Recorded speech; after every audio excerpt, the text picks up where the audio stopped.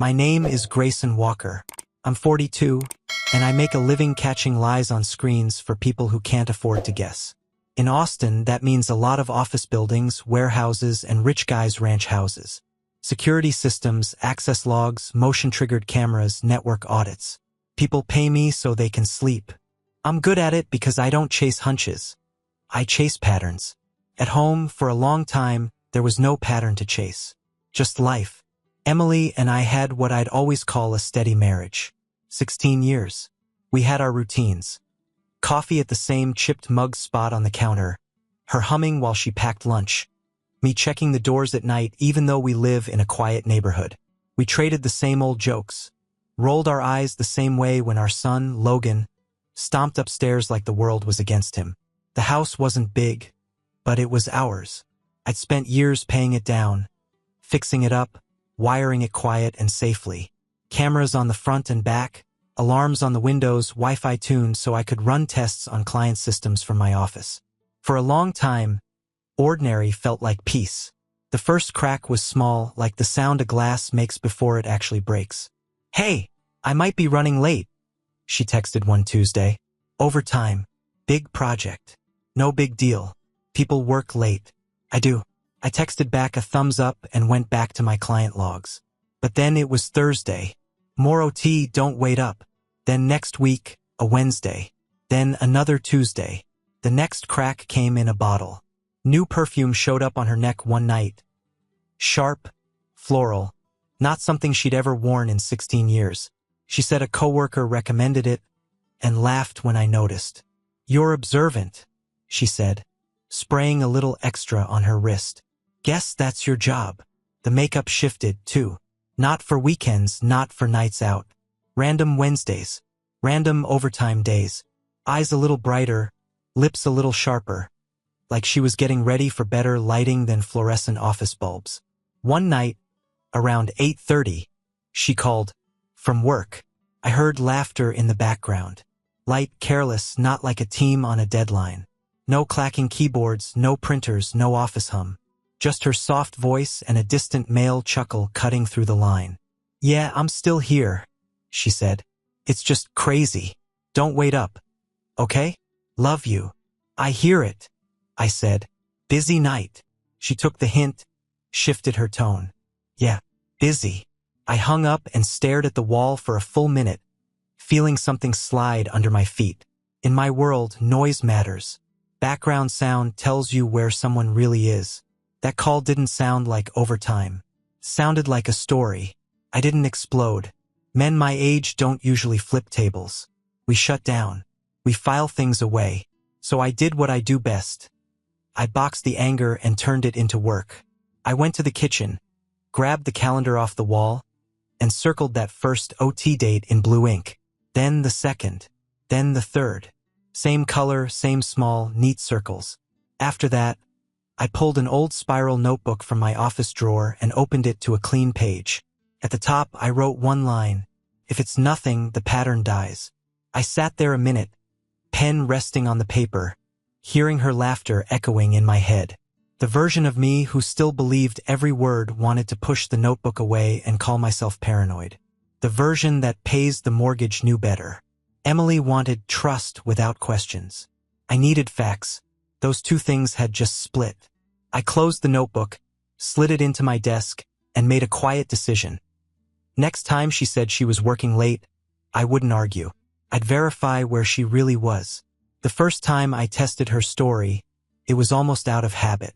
She texted at 5:42 p.m. Running late. OT again. Don't wait up. I stared at the heart, then at the clock, then at the blue circles on the calendar. On the way home, I took a different road. Emily's office sat in one of those bland, beige two-story buildings off the highway, the kind the city stamped out by the dozen. I knew the lot well. I'd installed their access control system 3 years earlier. They weren't the kind of company that stayed buzzing all night. I eased my truck past the entrance, keeping my speed steady. The lot was mostly dark. A couple of cars, the lonely glow of an exit sign in the lobby. Her spot, the one she always complained was too far from the door, was empty. I circled once, slow, like I was looking for an address. Life 360 on my phone said she was at work. The app showed the little pin right on that building like it had something to prove. The app was lying. Or she was feeding it. I drove home without saying a word to myself. No cussing, no speeches. Just that quiet, sinking click in my chest when something confirms what you were hoping to be wrong about. At the house, I didn't pace. I sat at my desk, opened the notebook, and wrote, OT Life 360, office. Lot, car not present. Then I drew a small box next to it and left it unchecked. Evidence, not emotion. 2 nights later, she came home tossing her keys onto the counter a little harder than usual. Some idiot dinged my door at HEB, she said, pointing to a faint scrape near the rear handle. I swear, people don't look where they're going. I walked out to the driveway with her, crouched down, inspected the mark like it was a crime scene. Could have been worse, I said. You know, I've been putting mirror dashcams in for clients. Catch that kind of thing when you're parked. You want one? Her shoulders dropped a little. Can you do that? On mine? Sure, I said. Better than arguing with insurance about unknown damage. I ordered it that night. Simple mirror unit, front and rear cameras, parking mode, Wi-Fi sync. Nothing fancy, nothing that would raise suspicion. Just another safety upgrade from the security guy's husband. When it arrived, I waited until Saturday, when she was home and relaxed. I popped the hood, ran the power into the fuse box, tucked the cable through the headliner, slid the rear camera neatly along the back window. Clean install. No loose wires. No reason to question anything. Look, I said. Sliding into the driver's seat with her leaning in, I showed her the display. Front view, rear view, parking mode icon. So if someone hits you a lot, I said, you'll have it on video. Plus, it kicks on if someone messes with the car. Her face actually softened. You think of everything, she said, tapping the mirror like a charm. Thank you. I nodded like it was no big deal, like I hadn't also set it to auto-sync clips to my phone whenever the car hit our home Wi-Fi. A background process, quiet, invisible, not spying, just logging. The first week was a snooze reel. Grocery runs, school drop-offs, red lights, a drive-through line where she hummed along to a song on the radio. Every night I'd dump the footage, label the folders by date, and log the routes in the notebook. No accusations, no hints, just data. One night, around 10, she came home exhausted from overtime, dropped her bag, and disappeared into the shower. I heard the water start. My phone buzzed with a notification. New parking event recorded. I opened the app, watched the tiny thumbnail spin, and felt my heartbeat slow instead of speed up. The pictures were still boring. A regular lot. Some minivan backing out too close. Nothing that broke anything open. I saved the clips anyway, filed them where they belonged, and drew another small, empty box in my notebook. The trap was set.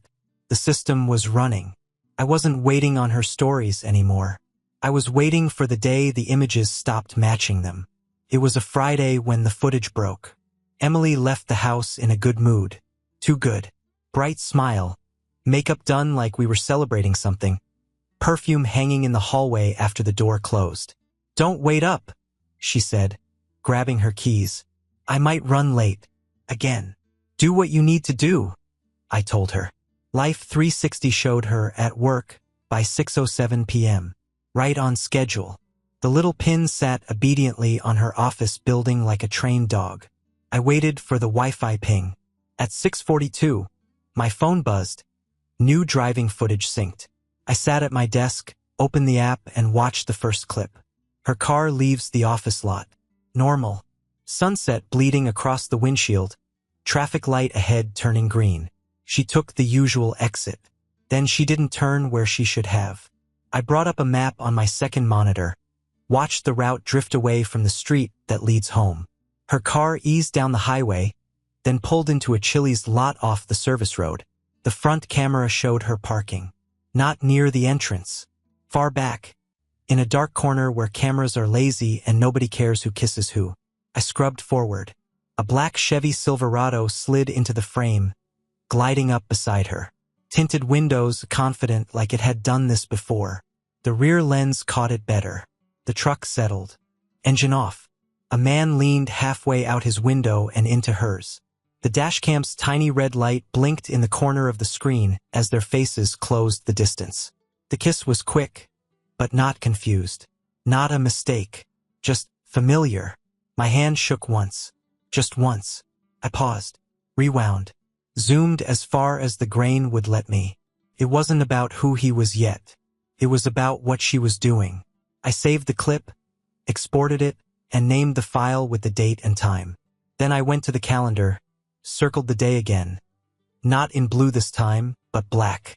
One kiss isn't a case. It's a path. Over the next 2 weeks, the pattern wrote itself. More overtime texts.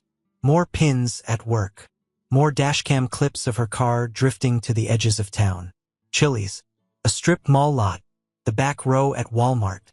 A park where the lights barely reached the far spaces. Every time, the same black Silverado. Same lazy pull-up. Same ritual, him leaning in her window or climbing into her passenger seat for a few minutes, then slipping back to his truck and rolling out. By the 4th meetup, my notebook wasn't notes anymore. It was a map.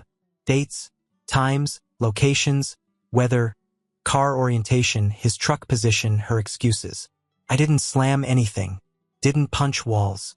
Just sat there with my jaw so tight it ached. Finally admitting the truth I'd been tracking like a stranger. This wasn't random. It was a system. Once I had 4 meetups logged, I knew this wasn't curiosity or a one-time mistake. It was routine. Routines can be surveilled. I rented a dull gray Corolla on a Friday afternoon. Cash deposit, bland plates. Nothing that said, "This guy pays attention." I parked it 2 streets over from the house and walked back like I was just getting air. That night, Emily grabbed her keys, gave me the same line. "Overtime. Might be late." "Yeah," I said, not looking up from my laptop. "Do what you need to do." 10 minutes later, I was in the Corolla, 3 cars back, lights off until she hit the main road. My hands sweated on the wheel, not from fear, just the weight of finally seeing what I'd been circling. She pulled into another lot, a business park this time, killed her lights and sat there. I stayed back in the row behind her, angled so my dash could see her car in the reflection of the building windows. Then came the close pass. She got out, adjusted her jacket, and walked toward the office door. On the way, she glanced at the line of cars. For a second, she checked her hair in the window of the Corolla right in front of me. She was close enough that I could see the mascara clump on her lashes. I held my breath, didn't move, didn't duck, just stared at my own knees and let her reflection drift past. I survived it. She went inside. 5 minutes later, the black Silverado rolled in like it owned the lot. Same pattern. He parked beside her. She came back out. They did their little ritual. This time, I held my phone low and recorded my own angle, just in case the dashcam missed something. Back home, I went to work. I dumped the dashcam footage.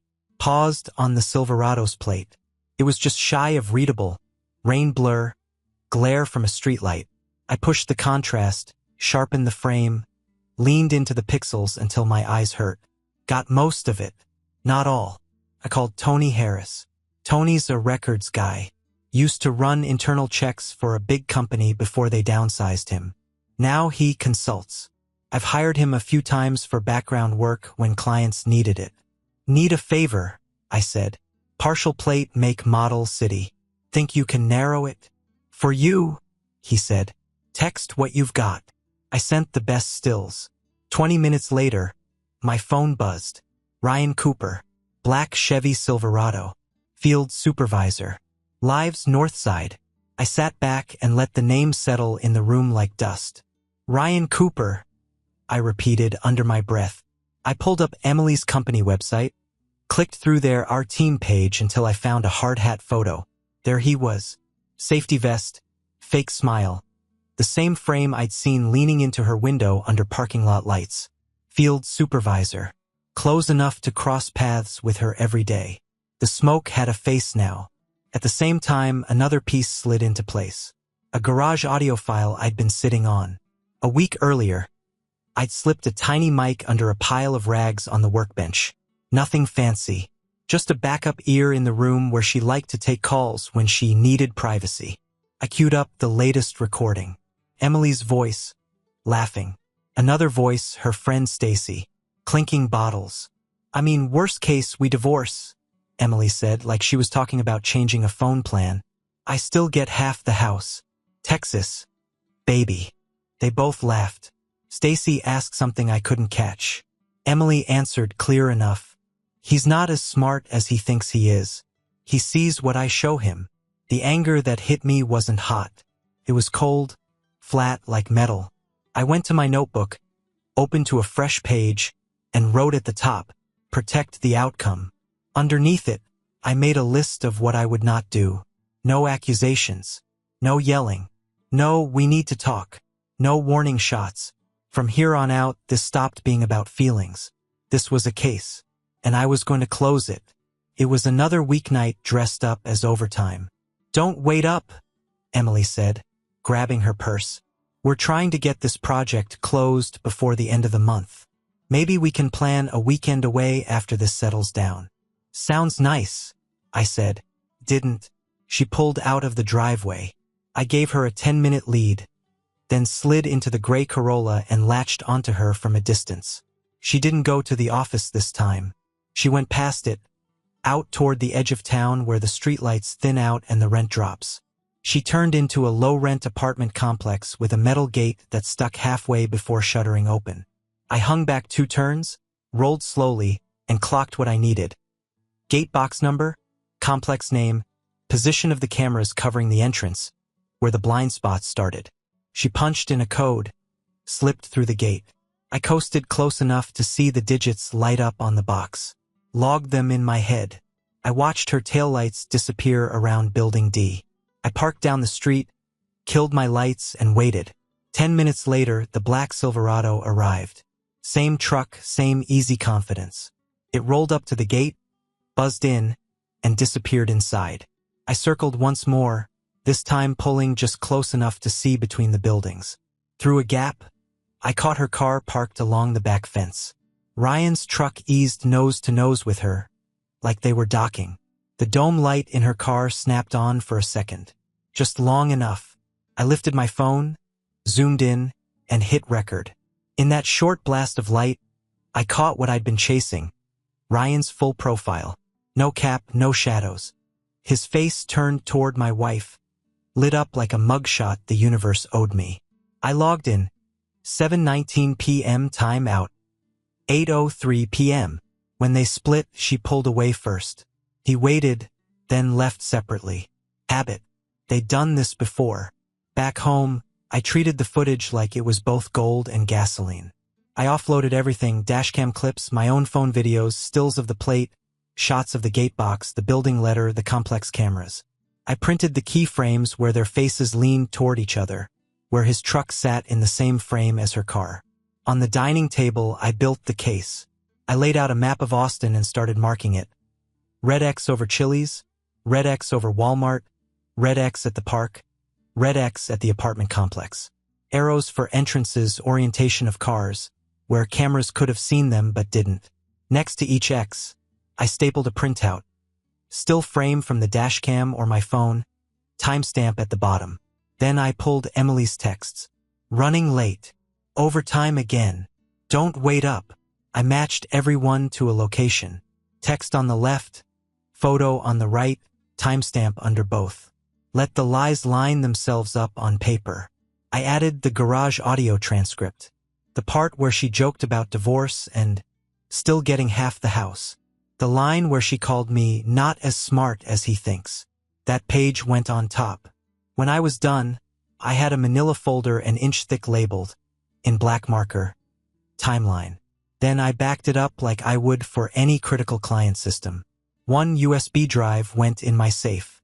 Another I gave to Tony at lunch the next day. Insurance, I told him. If I get hit by a bus, this goes to my lawyer. He nodded once. No questions. The third drive went in an old tin and over the fence to my neighbor, Martha Jenkins. "Storm backup," I said, half joking. She just smiled, took it, and slid it into her shed next to the fertilizer. I took pictures of where each copy lived and printed those, too. No one was losing this evidence. That night, I set the manila folder in the center of the kitchen table. I looked at it for a long minute.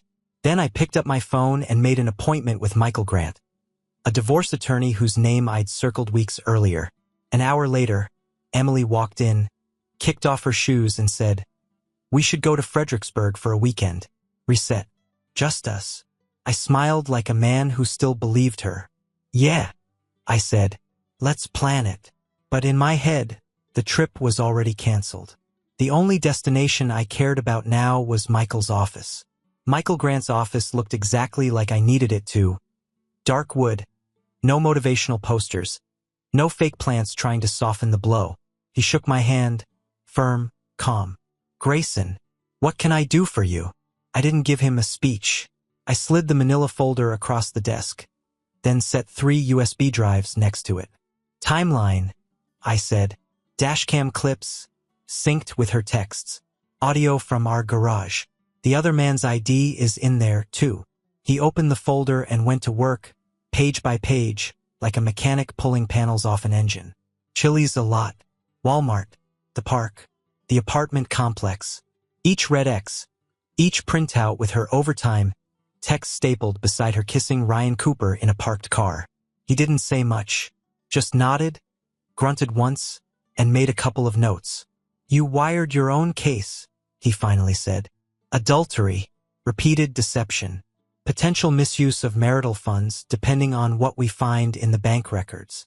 "In Texas," I asked, "what does that actually mean?" "It means," he said, "we don't need a circus to end this, but documented adultery and misconduct give us leverage. Better shot at you keeping the house. Stronger position on your retirement. We won't promise the moon, but you're not walking in here empty-handed." He leaned back, looked me dead in the eye. "My rules are simple. 1, you do not confront her. No screaming. No threats. No emotional scenes she can twist into he's unstable. 2, you don't tip our hand. She doesn't get to know what we have until it helps you. 3, we file, we serve, and we negotiate from strength. Are you good with that?"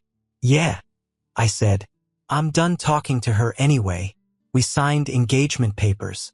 He made copies of everything, logged each drive, and told me he'd draft the petition with adultery noted and fault assigned.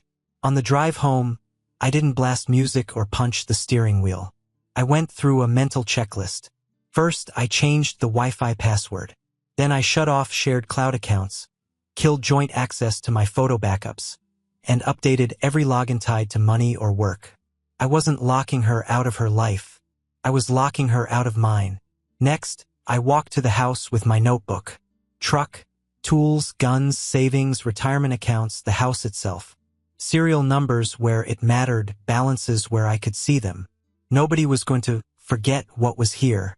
I packed a small go bag, a couple days' clothes, toiletries, a backup phone charger, and dropped it at a friend's place on my lunch break, just in case she tried to flip the script and claim she was scared of me. I wasn't giving her that angle. The main evidence drive went in my jacket pocket. It stayed there. At home, I kept everything normal. Calm dinners, small talk. Emily hummed her way through the kitchen, talking about winery weekends and us time. I gave her one-word answers. Not cold enough to spark a fight. Not warm enough to invite one. When the petition was finally filed and the process server did his job, I was at work. My phone started lighting up like a slot machine. First text. "What is this?" Then, "We can talk about this, Grayson. Why would you do this?" Then the voicemails. Rage, tears, bargaining, half-finished explanations that all started with, "If you had just talked to me." I let the phone buzz itself tired on the desk. I forwarded the service confirmation to Michael with a simple note. "She's been served." That night, I sat in my garage, alone, and played the old audio one more time. Not to torture myself, but to remember. "I still get half the house," she'd laughed. He's not as smart as he thinks he is. I listened to that line, hit stop, and put my phone away. She'd been wrong about one thing. I was exactly as smart as I thought I was, and now the law was about to prove it for me. Once the papers were filed, Emily didn't go quiet. She went public. Not with details, with insinuations. Vague posts about controlling husbands and choosing yourself. A selfie with red eyes and a caption about finally setting boundaries. Our mutual friends started going soft around me, asking, "You guys okay?" Like they already knew who the villain was supposed to be. Michael didn't flinch. He pulled together a curated sample from the folder, 3 short clips. Chili's, Walmart, the apartment. 1 clean plate shot. A printed transcript of the garage audio where she laughed about getting half the house. He sent it to her lawyer with a neat cover letter tying every clip to her overtime texts. Their tone shifted fast. First response, outrage and noise. Second, we'll review and respond. Third, numbers. They opened at a clean 50-50th split. House sold, assets split, everyone walks. We countered with an 80-20ths. I keep the house and most of the retirement. She gets a smaller slice of liquid cash and a way out that doesn't expose every second of her behavior in open court. They came back at 65-35. We held at 80-20, with a clear subtext. We're prepared to play all the tapes. In the middle of this, my phone buzzed with a text from Logan. I'm going with Mom. No paragraphs. No accusations. Just a decision. I stared at the screen for a long second, then typed back.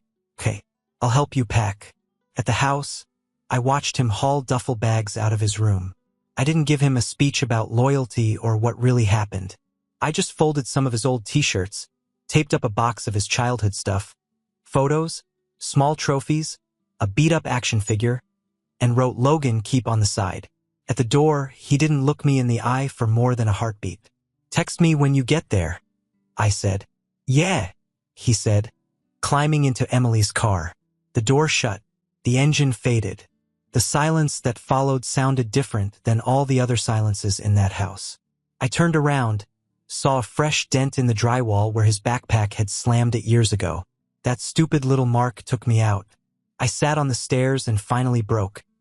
No screaming, just quiet tears that hurt more than any fight we never had. I wasn't crying over the affair. I was grieving the invisible work. The years of early mornings, overtime jobs, double-checking locks, paying bills, fighting with numbers so he never had to fight with anything. After a few minutes, I stood up, wiped my face on my sleeve, and walked back to the table. The folder was still there. The offers were still there. The outcome still needed to be protected. The grief could sit in the room with me. It just didn't get to drive. Negotiations dragged, like they always do when one side is arguing feelings and the other side is holding timestamps. Emily's lawyer finally came back with a real offer. 75 of 25. I keep the house. My retirement stays intact. She gets a quarter of the liquid cash and walks. Michael slid the document across the table to me. We could push harder, he said. Maybe squeeze a little more. But that means more time, more fees, more chances for her to spin stories. This number closes it clean. I sat there, thinking about the months of silence. The nights I sat in my truck staring at parking lots. The way my jaw stayed locked while I recorded, printed, and stapled my way through the death of my marriage. Take it, I said. I'm not here to win a trophy. I'm here to walk out with my life intact. Court day wasn't dramatic. No gavel slam echoing off domes, no movie soundtrack. Just a small courtroom, hard benches, fluorescent lights making everyone look a little worse than they were. Emily didn't even show. Her attorney said she consented to the settlement. Michael stood up, calm as a surgeon, and laid out the highlights. 3 clips, that's all he needed. Chili's, Walmart, the apartment shot where Ryan's whole face is lit while he's leaned in toward my wife. Then the timeline. Claimed overtime lined up against every parking lot meetup. He finished with the garage audio transcript. The line about still getting half the house. The judge skimmed it, tired eyes sharpening just a fraction. Michael stopped talking. The room went quiet. The judge looked at the file, looked at me, then at the empty chair where Emily could have been. "That's enough," he said and signed. No speech, no moral lecture. Just a decree. Property division. Fault noted. Settlement approved. The gavel hit once. It sounded less like an ending and more like a door closing softly behind me. I signed where they told me to sign, shook Michael's hand, and stepped out into a flat Texas afternoon that felt oddly bright and small. Divorced wasn't a future tense anymore. It was just my reality. The first night alone after the decree, I didn't go out. I walked to the house, not as a husband this time, as the sole owner. The wedding photo came down first. 16 years of us in one frame, both of us younger, both of us thinking the hardest part of life was picking paint colors. I took it off the wall, slid it into a box in the closet, and stood in the empty space it left. The silence felt different now, not like it was hiding something, just accurate. In the hallway, I ran my hand over Logan's dent in the drywall. I left it there, not as damage, but as proof that something real had happened in this house, even if he wasn't under this roof every night anymore. A week later, a mutual friend casually mentioned that Emily and Ryan fizzled out after a short run. Drama, work pressure, whatever. I didn't ask for details. "Appreciate you telling me," I said. Then I let it go. Their mess wasn't my job anymore. I started running again. Actual running, not just pacing around a problem. Laps around the lake, chest burning from effort instead of anxiety. One morning I watched a heron lift off the water and realized my brain wasn't circling parking lots for the first time in months. Martha Jenkins came by with the old USB tin. "You won't be needing this in my shed anymore," she said, handing it over. A slice of apple pie balanced on top. "Men like you don't blow away, Grayson." "Trying not to," I said. That night, I sat at the kitchen table with a blank page and wrote myself a letter. "Grayson, you did the right thing." I listed it out, choosing proof over fury, protecting the house and retirement, refusing to shout, staying boring and lethal with timestamps instead of tantrums. I locked the letter in the safe next to the deed and the drives. Not to remember her, but to remember me. Then I turned to the camera on my desk, the same one I'd used for client walkthroughs, and hit record. "My name is Grayson Walker," I said, looking straight down the lens. "If your gut is screaming at you and the stories don't match the noise, don't explode. Document. Proof beats confrontation. Law isn't romance, but it's a road. Protect the outcome, not the illusion." I leaned in a little. "If this hits home, drop 'I choose the truth' in the comments and subscribe. Not because I need the numbers, but because some of you need a blueprint." I stopped the recording, saved the file, and sat there a moment in the quiet. Not a victim, not a hero, just a man in a house that finally told the truth, and a life that finally fit the way he chose to live it.